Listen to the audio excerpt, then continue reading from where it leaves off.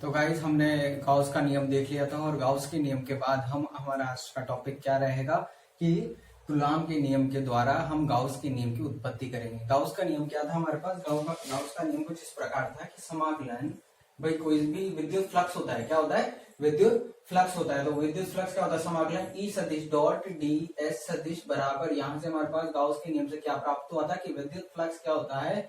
परिबद्ध आवेश और एप्सिलॉन नॉट के अनुपात के बराबर होता है। तो ये हमारे पास क्या आया था? गाउस का नियम आया था। ठीक है, अब इसको हमको क्या करना है? कूलॉम के नियम द्वारा इसकी उत्पत्ति हमको देखनी है। तो देखेंगे कैसे देखनी है। देखो, बिंदु आवेश के कारण, देखो इसका देख रहे हैं अपन, तो बिंदु आवेश के कारण विद्युत क्षेत्र की तीव्रता, अच्छा देखा, विद्युत क्षेत्र की तीव्रता क्या होगी? E बराबर के क्यू बटे आर स्क्वायर, यही होती है। ठीक है, अब मैं अगर तुम्हारे सामने विद्युत फ्लक्स की बात करूं, किसकी? विद्युत फ्लक्स की बात करूं, तो विद्युत फ्लक्स का सूत्र क्या होता है? फाई ई बराबर समाकलन ई सदिश डॉट डी एस सदिश। ठीक है, अब मैं यहाँ पे क्या करता हूँ? फाई ई बराबर, इसको ऐसा लिखा जा सकता है, डॉट हटाऊंगा तो क्या आएगा? E d s cos theta आ जाएगा। E d s cos theta हमारे पास आ जाएगा। यदि हम मान लें ई बराबर ई डी एस कॉस थीटा हमारे पास हो जाएगा। अब हम क्या करेंगे? ई का मान रख देंगे, तो फाइव ई बराबर, ई का मान कितना है हमारे पास यहाँ पे? के क्यू बटे आर स्क्वायर। तो ये हो गया के क्यू बटे आर स्क्वायर डी एस, यहाँ आ गया क्या? Cos theta.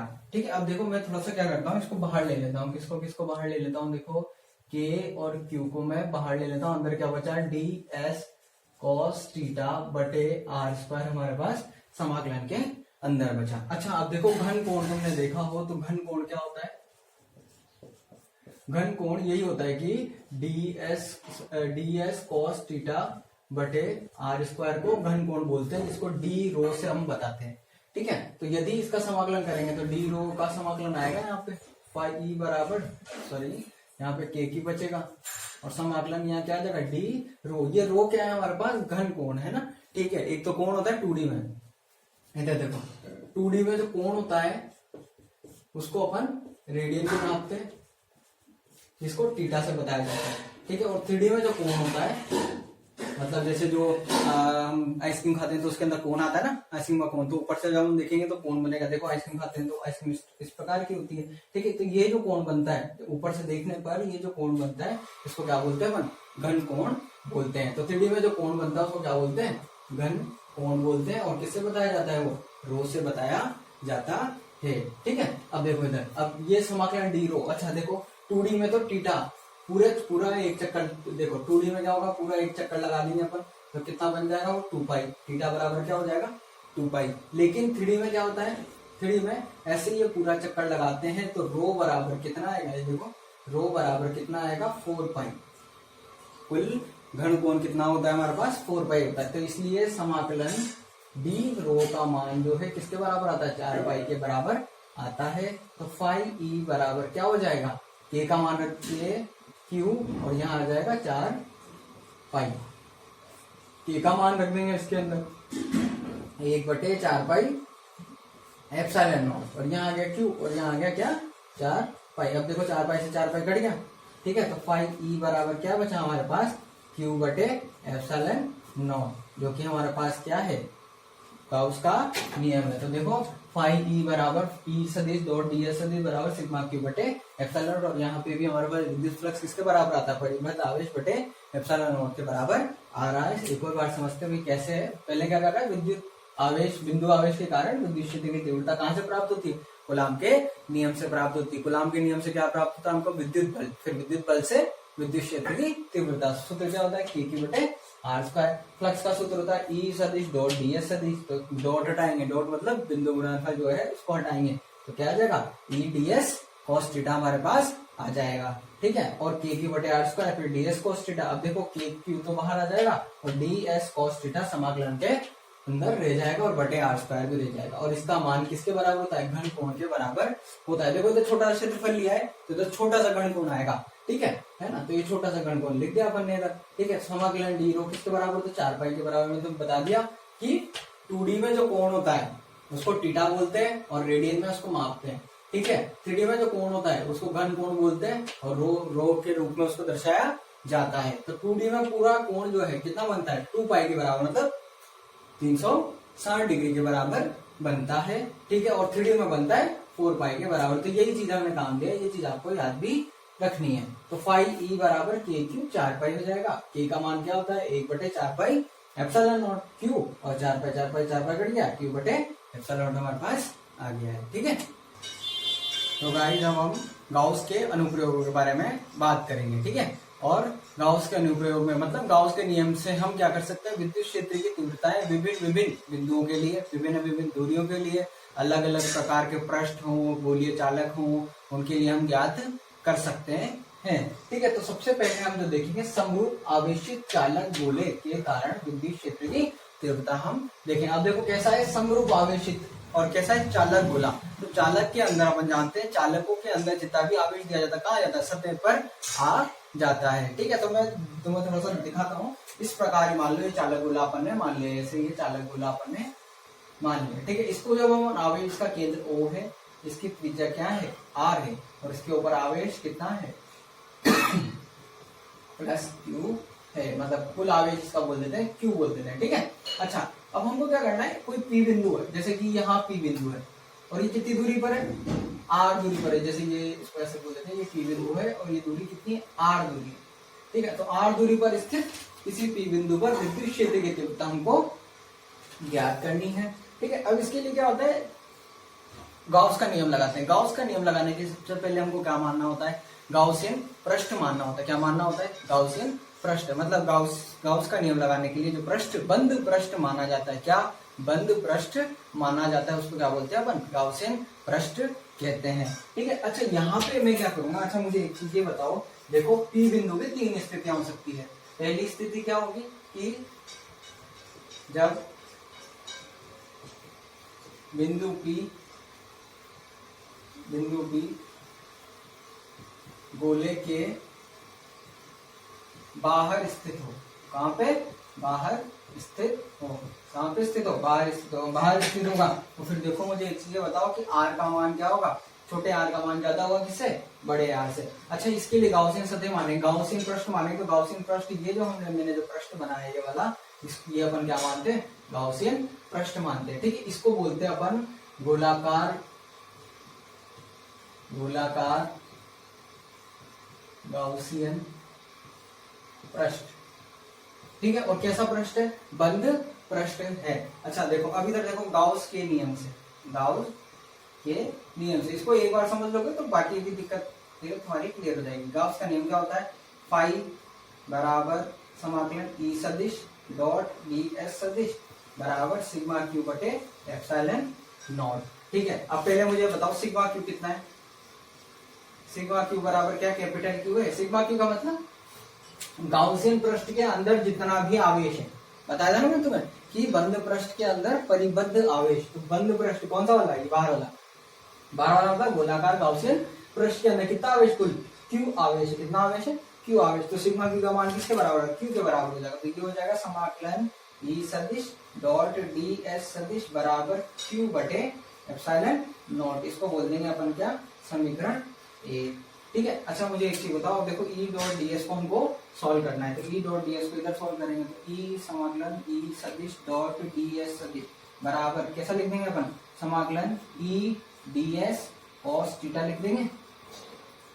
क्या कर देंगे, कॉस थीटा लिख देंगे। अच्छा अब हम क्या करेंगे, यहाँ पर बिंदु P पर एक छोटा सा क्षेत्रफल मानेंगे जिसका मान जिसका क्या होगा, क्षेत्रफल कितना होगा, ds। क्या होगा, ds सदिश। ठीक है। अच्छा इसका दिशा कैसे पता लगे हमको, मैंने तुम्हें बताया था क्षेत्रफल सदिश की दिशा किधर होती है, सतह के लंबवत बाहर की ओर। तो ये सतह इसके लंबवत कहाँ है, बाहर की ओर। और ये प्लस क्यू आवेश, अच्छा हमको क्या देखना है, E और ds के मध्य का कोण देखना है। थीटा वही तो है ना। ठीक है। तो E और ds के मध्य, तो E सदिश की दिशा किधर होगी, इधर ही होगी ऐसे। ये दिशा बाहर की होगी, क्यों, क्योंकि यहाँ पे आवेश कौन सा है, धनात्मक आवेश है। और धनात्मक आवेश से क्या होता है, विद्युत क्षेत्र रेखा बाहर की तरफ निकलती है। तो मुझे बताओ थीटा का मान कितना है, थीटा बराबर कितना हो गया, 0। क्यों 0 हो गया, क्योंकि ई सदिश जो है समांतर है किसके, ds सदिश के, और cos 0 बराबर कितना होता है, 1 होता है। ठीक है, इतना क्लियर हो गया। अब देखो समाकलन E डॉट ds बराबर क्या बचेगा, यहाँ पे समाकलन E ds बचेगा, जिसको अपन क्या लिख सकते हैं, E को बाहर निकाल लो और समाकलन ds। समाकलन ds का मतलब कुल क्षेत्रफल का कितना होगा, तो कुल क्षेत्रफल कितना होगा 4 पाई आर स्क्वायर। ये याद रखना, यहाँ छोटा आर आएगा क्योंकि किसका क्षेत्रफल लेते हैं अपन, गाउसियन पृष्ठ का क्षेत्रफल लेते हैं। ठीक है, और ये हमारे पास आ गया समाकलन ई सदिश डॉट ds सदिश का मान। तो समीकरण 2 बोल देते हैं, तो समीकरण 1 व 2 से, समीकरण 1 व 2 से, तो देखो 2 से तो मैं लिखता हूँ E into 4 pi r square, और समीकरण 1 से क्या है, क्यू बटे एप्सिलॉन नॉट, कितना, क्यू बटे एप्सिलॉन नॉट। तो ई बराबर क्या हो गया, अच्छा ये ई कौन सा, ई बाहर है, इसलिए बाहर वाले बिंदु के लिए ना, तो बाहर लिख दिया, या फिर बाहर ये लिख दो, कुछ भी लिख दो, है ना। तो ये हो गया क्यू बटे 4 पाई एप्सिलॉन नॉट, और इधर आ गया आर स्क्वायर। ये देखो 4 पाई को एप्सिलॉन नॉट के साथ लिख दिया, आर स्क्वायर ऐसे लिख दिया। अब देखो ये 1 बटे 4 पाई एप्सिलॉन नॉट दिख रहा है सबको, ठीक है, तो इसको के लिख देता हूं मैं। तो ई बाह्य बराबर के क्यू बटे आर स्क्वायर, मतलब हमारे पास हमको क्या प्राप्त हुआ, बाहर स्थित किसी भी बिंदु पर विद्युत क्षेत्र की तीव्रता प्राप्त होगी कितनी, के क्यू बटे आर स्क्वायर को बोलते हैं समीकरण 3। अच्छा दूसरी स्थिति देखो, यदि बिंदु P सतह पर स्थित हो, सतह पर स्थित हो, तो सतह पर स्थित होगा, इसका मतलब क्या होगा, R बराबर R होगा। तो समीकरण 3 में रख देते हैं, समीकरण 3 में R बराबर R रखने पर क्या हो जाएगा, देखो बताओ मुझे, ई अच्छा अब की बात ई क्या हो जाएगा, सतह पर, क्योंकि P बिंदु कहाँ जाएगा, पहले P बिंदु यहाँ था, अब कहाँ जाएगा, P बिंदु इधर सतह पे आ जाएगा। ठीक है, ई सतह बराबर क्या हो जाएगा, के क्यू बटे आर की जगह बड़ा आर रख देंगे, तो के क्यू बटे बड़ा आर स्क्वायर। ठीक है, इतना क्लियर है। अब उसके बाद तीसरा देखो, थर्ड,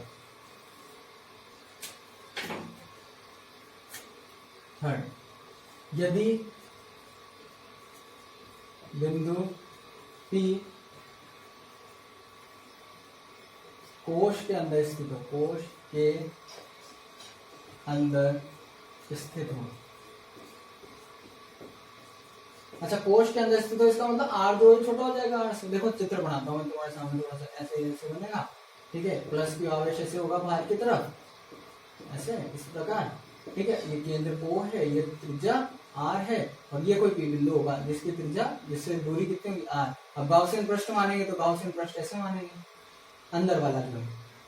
ठीक है, अब मुझे एक चीज ये बताओ, देखो जब हम गाउस का नियम लगाएंगे, क्या लगाएंगे, पाई बराबर समाकलन ई सदिश डॉट ds सदिश बराबर सिग्मा क्यू बटे एप्सिलॉन नॉट। तो सिग्मा क्यू का मान कितना आएगा, यहाँ से गाउसियन पृष्ठ कौन सा, ये, इसके अंदर कितना आवेश है, 0 आवेश है, क्योंकि सारा आवेश तो कहाँ है, बाहर है। तो सिग्मा क्यू बराबर क्या आ जाएगा, 0।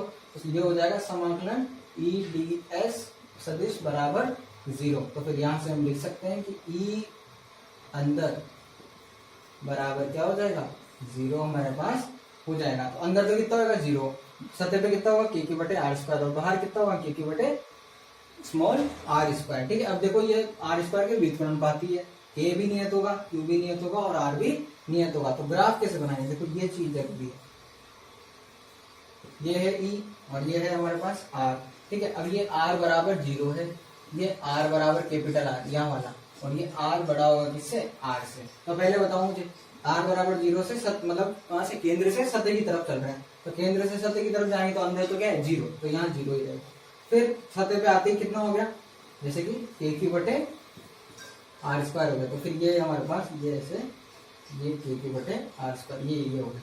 फिर उसके बाद जैसे बाहर चले तो बाहर में क्या हो गया, ई जो है व्युत्क्रमानुपाती किसके हो गया, आर स्क्वायर, तो ई व्युत्क्रमानुपाती आर स्क्वायर ग्राफ ऐसे बनता है, ये हो गया ई व्युत्क्रमानुपाती आर स्क्वायर। ठीक है, तो ये हमारे पास चीजें क्लियर हो गई। ठीक है, तो गाइस हमने देखा था अभी चालक गोले के लिए देखा था, चालक गोले के लिए हमने देखा था कि जब बिंदु P अंदर की तरफ होगा तो सूत्र क्या होगा हमारे पास, सूत्र क्या प्राप्त होगा, के की बटे आर स्क्वायर। जब सतह पे होगा तो के की बटे कैपिटल आर स्क्वायर प्राप्त होगा। और जब अंदर होगा, है ना, बिंदु P जो है अंदर होगा, तो अंदर तो क्या होता है, गाउसियन पृष्ठ के अंदर कोई आवेश नहीं होगा, तो सिग्मा क्यू का मान कितना आ जाएगा, 0 आ जाएगा। ठीक है, तो अंदर जो है विद्युत क्षेत्र का मान कितना आ जाएगा, 0 आ जाएगा। तो हमने हमारे पास ग्राफ बना के भी हमने देख लिया था। ठीक है, अब उसकी दूसरी डेरिवेशन देखेंगे, दूसरा डेरिवेशन अपन देखेंगे। दूसरा डेरिवेशन क्या है, बिल्कुल वही है, लेकिन इसके अंदर क्या फर्क पड़ जाएगा, समरूप आवेशित। अपन बात करेंगे यहाँ पे अचालक गोले के बारे में। किसके बारे में, अचालक गोले के बारे में अपन बात करेंगे। अचालक गोले के कारण विद्युत क्षेत्र की तीव्रता। तो वापस इसमें भी ये होगा। अच्छा, एक और चीज देखो, अचालक गोले में क्या होगा, जैसे मैंने ये गोला बनाया, ये जो गोला है मेरा, ये वाला गोला है, ये अचालक गोला है। अच्छा, अचालक गोले को मैंने कितना आवेश दिया, क्यू आवेश दिया। और क्यू आवेश जो दिया वो कहाँ रहेगा, जहां पर देंगे वहीं रहेगा। अगर मान लो जैसे मैंने प्लस आवेश यहाँ दिया तो यही रहेगा। अचालक गोलों की खासियत ये होती है, अचालक पदार्थों की विशेषता ये होती है कि उनके अंदर जिस स्थान पर आवेश दिया जाता है, आवेश उसी स्थान पर रहता है, आवेश जो है सतह पर नहीं आता है। इसी कारण हमको पता लगता है कौन अचालक है, कौन चालक है। चालकों में तो क्या होता है, आवेश जितना भी आवेश दिया जाता है कहाँ जाता है, पूरा सतह पर आ जाता है। लेकिन अचालकों में सतह पर न आकर वो उसके आयतन में ही वितरित रहता है। आई बात समझ में। ठीक है, तो यहाँ पे भी बिल्कुल सेम वही है कि हम क्या करेंगे, गोलाकार गाउसियन पृष्ठ मानेंगे। ठीक है, और हमको पी बिंदु पर, ये वाला जो बिंदु है कौन सा बिंदु है, पी बिंदु, पी बिंदु पर विद्युत क्षेत्र की तीव्रता ज्ञात करनी है। तो पी बिंदु पर विद्युत क्षेत्र की दिशा ऐसे, ठीक है, और क्षेत्रफल सदिश की दिशा कैसी होगी, डी एस सदिश, वो भी इसी दिशा में होगी। क्यों, क्योंकि हमने देखा है कि अगर ये छोटा सा हम क्षेत्रफल ले लेते हैं तो इसका जो क्षेत्रफल सदिश होगा वो क्या होगा, लंबवत बाहर की ओर इस प्रकार होगा। तो देखो बिल्कुल वही है, जब बिंदु पी गोले के बाहर स्थित हो तो आर का मान क्या हो जाएगा, कैपिटल आर से ज्यादा हो जाएगा। तो गाउस के नियम से हम देखेंगे, फाई बराबर समाकलन ई सदिश डॉट डीएस सदिश बराबर क्या होता है, सिग्मा क्यू बटे एप्सिलॉन नॉट। सिग्मा क्यू का मान किसके बराबर आता है, कैपिटल क्यू के, क्योंकि गाउसियन पृष्ठ कौन सा, ये वाला बाहर वाला गाउसियन पृष्ठ है, और उसके अंदर का आवेश कितना है, कैपिटल क्यू उसके अंदर का आवेश है। ठीक है, अब देखो समाकलन ई डॉट डीएस बराबर समाकलन क्यू का समीशन क्यू का मान कितना आ गया, कैपिटल क्यू, तो कैपिटल क्यू बटे एप्सिलॉन नॉट। अब देखो हमको ज्ञात करना है इसका मान, समाकलन ई सदिश डॉट डीएस सदिश, तो इसका मान हो जाएगा समाकलन ई डीएस कॉस थीटा। अच्छा देखो यहाँ पे देखो थीटा का मान 0 आएगा। क्यों 0 आएगा, क्योंकि दोनों एक दूसरे के समांतर है, ई सदिश और डीएस सदिश दोनों समांतर है, तो cos 0 का मान कितना हो गया, 1 हो गया। ठीक है, अब यहाँ क्या बचा, ई डीएस बचा, तो ई डीएस ई बाहर आ गया, डीएस समाकलन में रह गया। तो समाकलन डीएस का समाकलन क्या होता है, एस के बराबर होता है, और एस मतलब क्या हो गया हमारे पास, गाउसियन पृष्ठ का क्षेत्रफल। गाउसियन पृष्ठ का क्षेत्रफल कितना हो गया, 4 पाई आर स्क्वायर, या फिर गोले का क्षेत्रफल अपन बोल सकते हैं। तो दोनों को बराबर कर दिया, तो ई बाई कितना आ गया, क्यू बटे 4 pi epsilon not r square, तो ई बाई के क्यू बटे आर स्क्वायर आ गया। ऐसे ही सत्य की बात करूंगा तो के क्यू बटे कैपिटल आर स्क्वायर आएगा। मतलब समरूप आवेशित अचालक गोला हो या फिर चालक गोला हो, पहले दोनों के लिए, पहले दोनों जो स्थितियां हैं उनके लिए, मतलब पी बिंदु या तो बाहर हो या फिर सतह पर हो, तो दोनों डेरिवेशन क्या होंगे, सेम होंगे। बस तीसरा वाला डेरिवेशन बदल जाएगा। तीसरा वाला डेरिवेशन कैसे बदलेगा, देखो इधर तीसरी स्थिति क्या है हमारे पास, यदि बिंदु P अंदर स्थित हो, कहाँ हो, अंदर स्थित हो, अंदर स्थित होगा मतलब आर छोटा हो जाएगा किससे, आर से। अच्छा अब इसके लिए डायग्राम बनाता हूं मैं, देखो ये हमारा अचालक गोला, अच्छा नहीं होता है ना, इसको अच्छे से बनाते हैं, ये हमारा अचालक गोला, इसके ऊपर आवेश जैसे ये केंद्र O मान लेते हैं, ये त्रिज्या आर। अब P बिंदु कहाँ होगा, अंदर होगा, माना कि यहाँ मान लिया मैंने P बिंदु, ठीक है। अब ये P बिंदु ऐसे मान लिया, ठीक है। अब ये दूरी कितनी है, स्मॉल आर, ठीक है। अब गाउसियन पृष्ठ माना जाएगा, वो तो ऐसे मानेंगे, आई बात समझ। अच्छा इस पूरे के ऊपर आवेश कितना है, क्यों आवेश है। अच्छा वापस देखना क्या होगा, P पर हम छोटा सा विद्युत क्षेत्र की तीव्रता लेंगे, इस प्रकार होगी, और डीएस सदिश जो है इस प्रकार होगा। आई बात समझ में। अब देखो थोड़ा सा गाउस के नियम से वापस लगाते हैं, गाउस के नियम से क्या करेंगे, गाउस के नियम से समाकलन फाई बराबर ऐसे लिखते हैं, फाई बराबर समाकलन ई सदिश डॉट डीएस सदिश बराबर सिग्मा क्यू बटे एप्सिलॉन नॉट। अब पहले हमको क्या करना है, सिग्मा क्यू का मान ज्ञात करना है। सिग्मा क्यू का मतलब क्या हो, गाउसियन पृष्ठ, ये है हमारा क्या, गाउसियन पृष्ठ। तो इसके अंदर हमको क्या करना है, आवेश ज्ञात करना। अच्छा मुझे एक चीज बताओ, कुल आयतन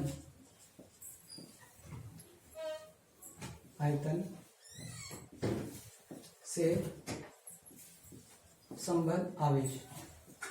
भाई कुल आयतन मतलब ये पूरे आयतन में कितना आवेश है, कैपिटल क्यू आवेश हमारे पास है। अब देखो इकाई आयतन की बात करेंगे तो इकाई आयतन से संबद्ध आवेश कितना होगा, Q बटे V। V मतलब आयतन, ठीक है। तो Q बटे कितना जाएगा, 4/3 पाई कैपिटल R का क्यूब आ जाएगा, ठीक है। और हमको क्या करना है, हमको R त्रिज्या वाले आयतन में से आवेश याद करना है। तो देखो कुल आयतन का पता लग गया, इकाई आयतन का पता लगाना है ना। और यहाँ देखते हैं 4/3 पाई R क्यूब, ये किसका आयतन हुआ, गाउसियन पृष्ठ का आयतन हुआ कि नहीं हुआ, हो गया ना। मैंने तुम्हें बताया था कि आयतन में वितरित होगा कौन, आवेश, ठीक है। तो कुल 4/3 पाई R क्यूब आयतन में, आयतन से संबद्ध आवेश, ऐसे लिखो, से संबद्ध आवेश। अब देखो इसको कैसे लिखेंगे, Q बटे 4/3 पाई R क्यूब इंटू 4/3 पाई छोटा R क्यूब। अच्छा देखो ये क्या किया अपन ने, कुल आयतन में कितना था Q, इकाई आयतन में कितना हो गया Q बटे V, है ना। ये बिल्कुल वही है जैसा अपन बोलते हैं कि 1 रुपए की चीज, 1 रुपए में इतनी चीजें आती है, तो भी इतने रुपए में कितनी चीजें आएगी, है ना, ठीक है। तो Q बटे 4/3 पाई R क्यूब। अब हमको इसका पूरे का थोड़ी ज्ञात करना है, अपन को तो इसका ज्ञात करना है। तो उसकी त्रिज्या कितनी है, छोटा, छोटे R वाली त्रिज्या का आयतन गोला जो होगा, गाउसियन पृष्ठ जो होगा, गाउसियन पृष्ठ कैसा है, गोलाकार है, ऐसा है पूरा गोलाकार, ठीक है। तो 4/3 पाई R क्यूब आयतन से संबद्ध आवेश कितना होगा, इतना। तो देखो 4/3 पाई 4/3 पाई कट गया, तो सिग्मा क्यू का मान देखो, यहाँ से हमने सिग्मा क्यू का मान लिया, सिग्मा क्यू बराबर क्यू छोटा R क्यूब यहाँ से आ गया, और कैपिटल R क्यूब हमारे पास यहाँ से आ गया है। आई बात समझ में। तो देखो यहां से सिग्मा क्यू बराबर क्या प्राप्त हुआ हमको, कैपिटल क्यू आर क्यू बटे कैपिटल आर क्यू। अच्छा ठीक है, अब हम वापस क्या करते हैं, इसका मान रख देते हैं, समाकलन ई सदिश डॉट डी एस सदिश बराबर क्यू आर क्यू बटे एप्सिलॉन नॉट आर क्यू, इसका मान हो गया। इसको ऑप्शन कर देते हैं। अच्छा ठीक है, अब समाकलन ईडीएस का मान देखो। अच्छा 1 2 3 4, ठीक है, इसको बोल देते हैं अपन समीकरण 4 बोल देते हैं, ठीक है। समीकरण देखो, समाकलन ई सदिश डॉट डी एस सदिश का मान निकालते हैं, तो फिर क्या हो जाएगा, कैसे निकालेंगे, है ना।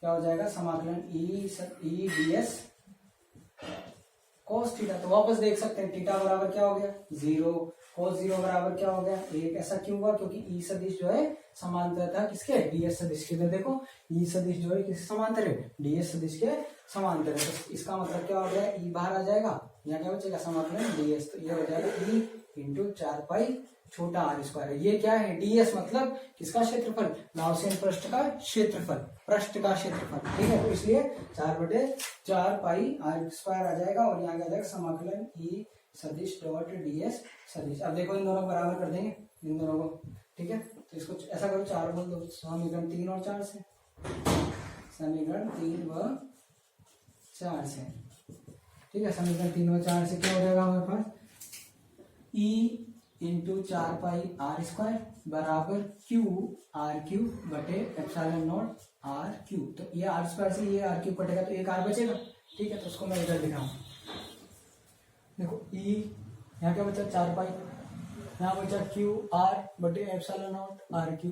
4 पाई को नीचे लाएंगे तो ई, अच्छा ये अंदर है ना, तो ई अंदर लिख देते बराबर क्यू आर बटे इधर 4 पाई एप्सिलॉन नॉट, यहाँ बचा आर क्यूब। अब देखो 1/4 पाई एप्सिलॉन नॉट क्या होता है, के का मान होता है।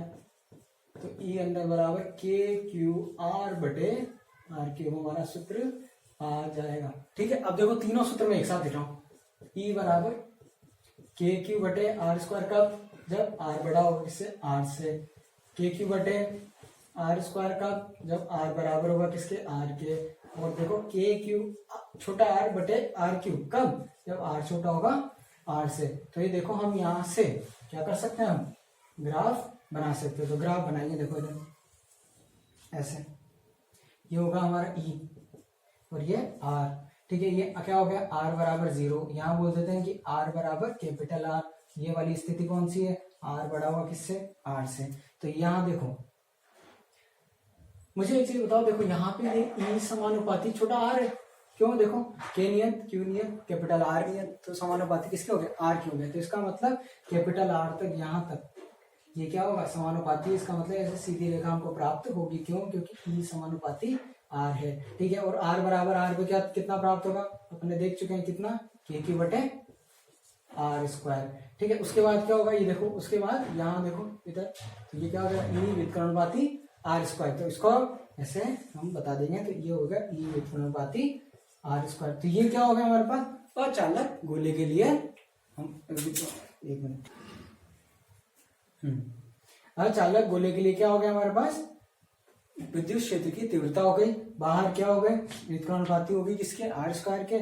सतह पे कितनी होगी? के बटे आर स्क्वायर। और अंदर कितनी होगी? आर के समानुपाती होगी। तो इस तरीके से हम जो है अचालक और चालक गोलों की डेरिवेशन करते हैं। किसके नियम से? गाउस के नियम की सहायता से। तीन चीज अपन ने देखी। पहले क्या करना है अपने को?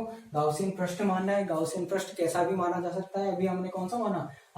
गोलाकार गाउसियन पृष्ठ माना है। उसके बाद गाउस का नियम लगा के सिग्मा क्यू का मान निकालो, सिग्मा क्यू की गणना करो, गणना करके सिग्मा क्यू का मान रख दो, और उसके बाद समाकलन ईडीएस का मान निकाल के विद्युत क्षेत्र की तीव्रता का सूत्र हम ज्ञात कर सकते हैं, ठीक है।